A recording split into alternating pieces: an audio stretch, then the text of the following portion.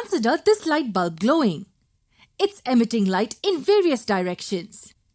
In our previous video, I told you that the light can be thought of a straight line with arrowheads representing the direction of propagation. This is a light ray. And just like this one, there are infinite rays of light from this bulb that can be drawn, each traveling in a different direction. Previously, I'd also mentioned that this is just a way of explaining how light travels. We cannot really see a ray of light. However, we can think of it as infinitely narrow beam of light. Yes, it's infinitely thin.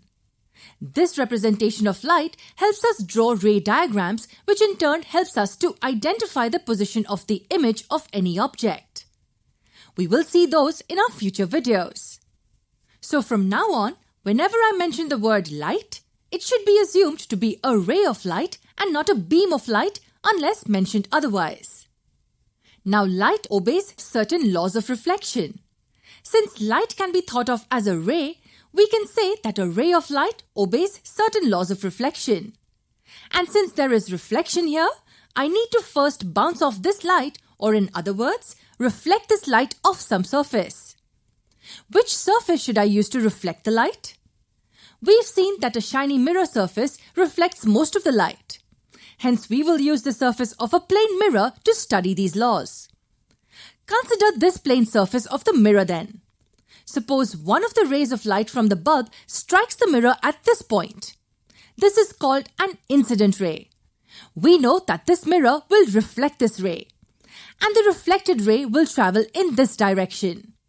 Why only in this direction? Well, it's because of the first law of reflection of light. To understand it, let's draw a perpendicular to the surface at the point of incidence. This line is also called the normal. Here are the two laws of reflection that any light ray obeys after reflection. Pause the video and read both the laws. To understand the first one, we need to know what angle of incidence and angle of reflection mean. The angle of incidence is the angle made by the incident ray with the normal. It's denoted by the letter I. And you can easily guess what the angle of reflection is. It is the angle made by the reflected ray with the normal, and it's denoted by the letter R. So our first law says that the angle of incidence is always equal to the angle of reflection. I is equal to R.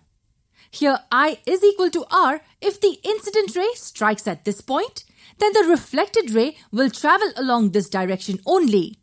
And this is to keep the measure of R same as that of I.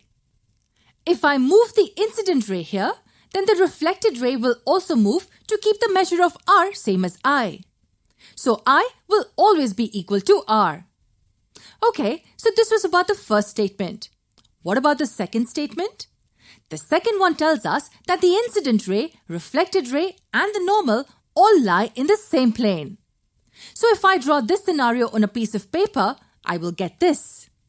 This incident ray, the reflected ray and the normal, all three lie in the plane of the paper. The second law tells us that they will always be on the same plane. For example, if the reflected ray is in this direction instead of this, then the diagram will look a bit like this. The incident ray and the normal are in the plane of the paper, whereas the reflected ray is not in this plane. This violates our second law, and hence this ray will not be reflected in that direction. This is just not possible. It only has to be this way. I will be equal to R and they will lie on the same plane. Every light ray obeys these two laws. Yes, no matter which direction the light ray is incident in, the reflected ray will travel in such a direction such that laws of reflection are satisfied. Okay, here's a question for you now. If a light ray is incident perpendicular to the surface of the mirror, then in which direction will the reflected ray travel? What will be the angle of reflection in this case? Pause the video and give it a thought.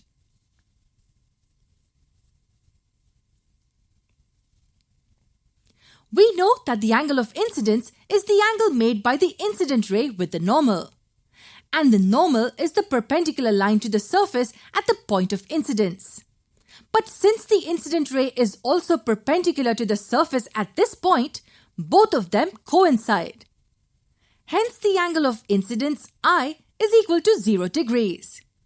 We know that every light ray satisfies the law of reflection. Therefore, the angle of reflection R will also measure 0 degrees.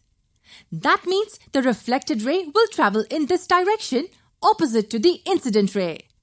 Yes, it will overlap the incident ray as well as normal. This reflection of light ray looks quite nice, isn't it? We don't really have to draw a normal or measure any angles here. The perpendicular reflection or the 90-degree reflection of a light ray is quite useful. Useful where? In determining the position of images of objects reflected from curved mirrors.